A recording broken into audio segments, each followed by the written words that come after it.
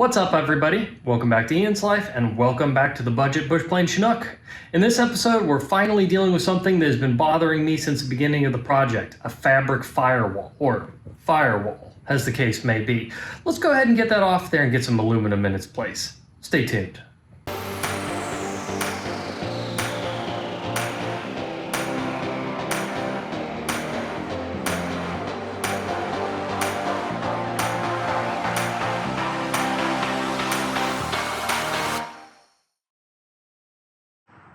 So slightly belated start on this because I already started working, but let me show you what we're working on. I've been talking about this firewall for multiple videos now. It's actually time to get to it. I already cut off our old fabric, and now I'm just using this cardboard here to make a template so that we can put a new piece of aluminum in here. This actually is aluminum down here, not fabric. So what we're going to do is probably put a little connecting piece between these two and tie into this, because this actually goes underneath this fabric, which I don't want to replace. I was going to originally, but I'm not going to now, just for simplicity's sake. Maybe eventually we'll take a look at that later, but for right now, I'm leaving it. With that in mind, leaving this makes sense. So connect that there, connect this up here. I got some figuring to do on how we're gonna tie this in up here, but I'm working on that. I'm gonna get back to it, finish this pattern off, and start cutting some aluminum. Okay, I have my pattern laid out here, which I'm going to modify slightly, but only in, not really modifying the shape, I'm modifying how I'm doing the bends, so no difference here. We need to get some metal out to make this. I'm going to do some braked portions of this, where we're going to bend over some flanges, so I've got my brake set up. So let me go drag some metal out, and we'll get that cut up over on the shear over there, and get it on the airplane.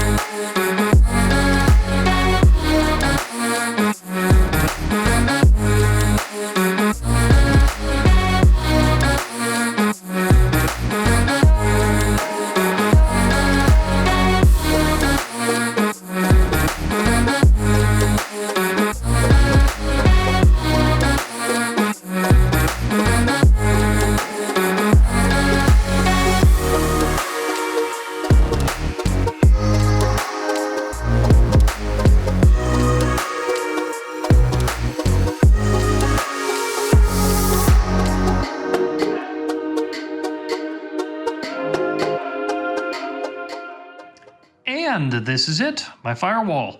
Took my entire afternoon, but I'm pretty happy with the results. I had to make it in several pieces to get it to slide into place and not lock itself out, which is why we've got separate pieces here. I retained our original metal down here like I had planned on, hence the little bridging straps there. These guys actually came out pretty cool. Let me show you what I did here.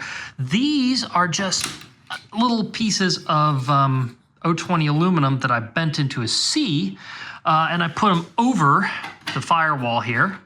And I'm really happy with how they kind of clip into place. So I don't think I'm gonna have to rivet these extensively. I may not put any rivets other than just the ones right here, because I think these will pretty well stay in place. No complaints there. I don't like putting more holes in the airplane than I need to. But that's that. I think from here, it is time to get this in place, decide what kind of paint we're gonna use on it, and move on to other things. All right, so this morning I've already got some work done. I got our pieces pulled back off, which I just had clecoed, so we're back down to bare tubes here. Today is painting day, so I've got a pile of parts I've taken off here. I've got our firewall here, but we've also got some stuff here that I need to deal with. This was fabric covered and there's a little bit of surface rust on it. I've got this exposed area. I'm gonna take care of everything at the same time. So I'm gonna be disassembling some of the back of the airplane so that I can repaint a couple of bits while I'm at it, these guys specifically. This I'll be doing in place, but I will be putting some paint on here. So I'm going to go ahead and get the rest of this taken apart so I have all my pieces, and then we're gonna get set up to paint here a little later.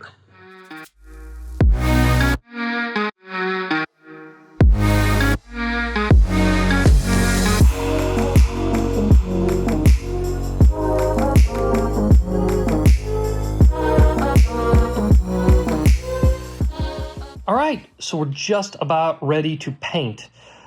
Here's the firewall. I went ahead and actually sanded this with just a random orbital sander here. There was a couple scuffs and scratches that I thought might show up through the paint, so I went ahead and actually took this guy down to a finish. Everything else on one side, I just used a Scotch-Brite pad to clean up in areas that I'm not too worried about what I'm going to see. And then on the other side, I've just done a little zinc primer. This is anything that's going to go against something where you can't see it. This will just prevent any corrosion from cropping up on the backside. Similarly, we've just, again, Scotch-Brited these guys. I've divided things into two piles. This stuff is all going to go, I think, a dark gray. This is going to be the firewall. A couple of our other brackets, these guys here and a few other things are going to be orange, our accent color. And so I've got some of those out here. Again, everything's all scuffed down. So I just need to set up my painting area, get my compressor going, and we'll go ahead and get this stuff painted. All right, so I have all of our parts laid out and cleaned to paint now. These guys are all ready to go, as are all of these. I've got to go mix up some paint. I've got my air hose already laid out, but let's go get the gun set up, get some paint mixed, and start laying some paint down on these guys.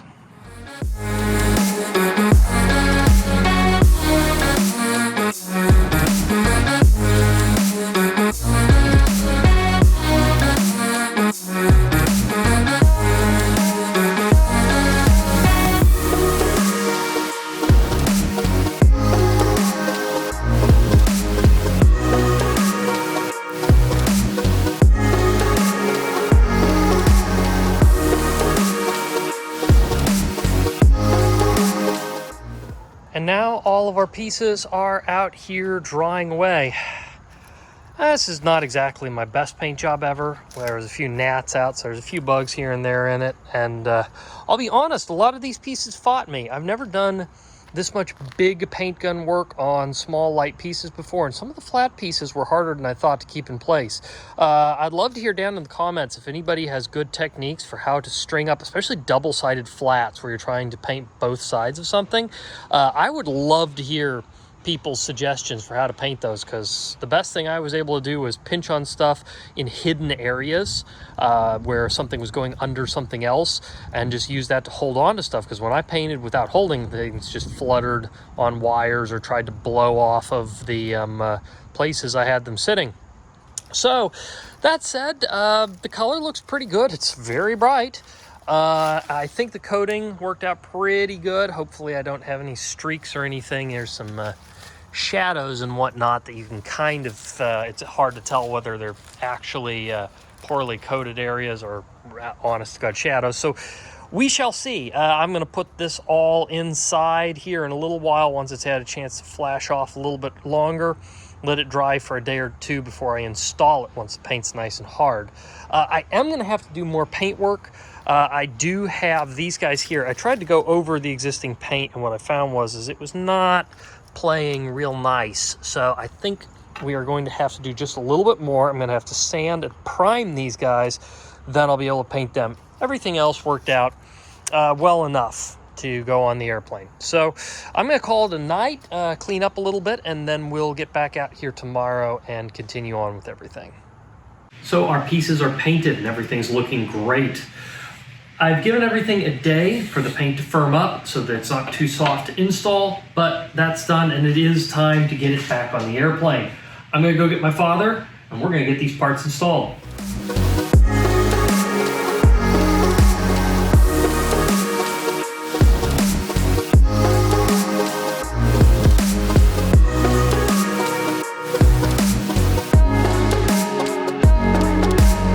It's always the little stuff that gets you.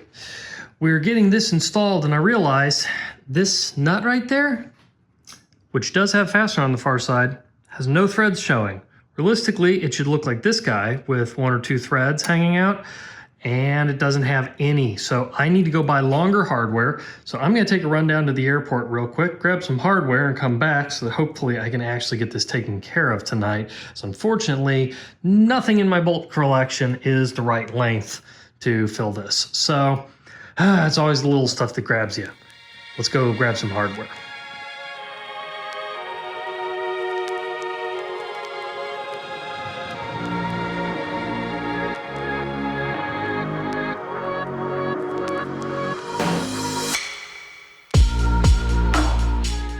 And there we go. The firewall is in place along with these braces that we've painted. Now, I do have some Clecos here, up and down there. These guys are just 2 sheets of sheet metal. This is some real thin stuff, so I just don't have the rivet I need for this. I've got the rivets I needed that go through the tubes, so they're a bit thicker. So tomorrow I'm gonna go to the store and pick that up, get this riveted on, and then we can call this part of things done and move on to the next task.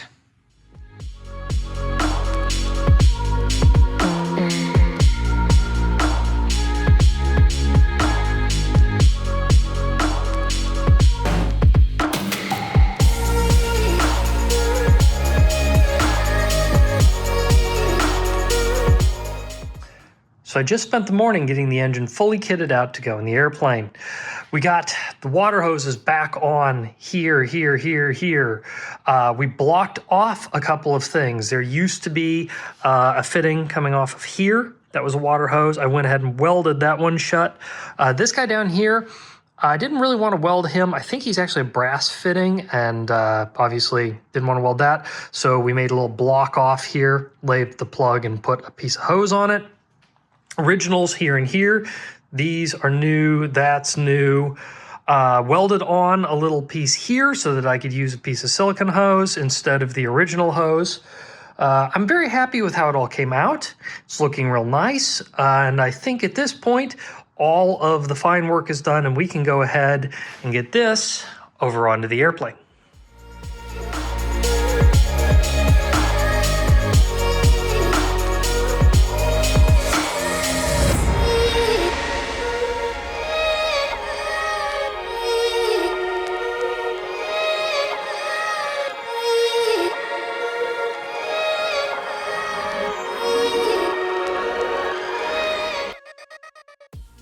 And that is the engine on the airplane. Bit of a hassle to install. I'm not entirely certain it wouldn't have been easier to do if I'd done it with the engine mount and the engine like I did last time, but it's on there now. So next thing we're gonna do is get our systems back hooked up, which I've already kind of started by getting our throttle cable and the throttle bodies on. But the next thing I'm gonna do is go ahead and look at exhaust, air box, oil tank, and all of the accessories that go on the engine and get those installed.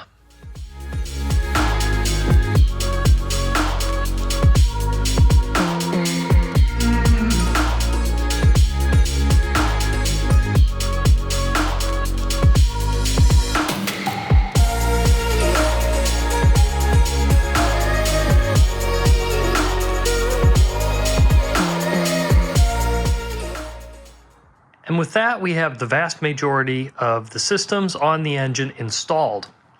We got the radiator brackets back on here.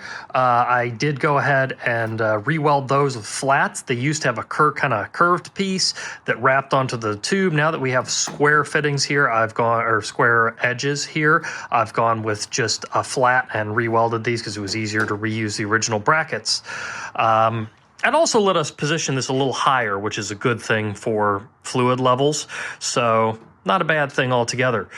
The Skytrax Air Box is on. Man, I love this piece. It looks fantastic and really suits this type of installation.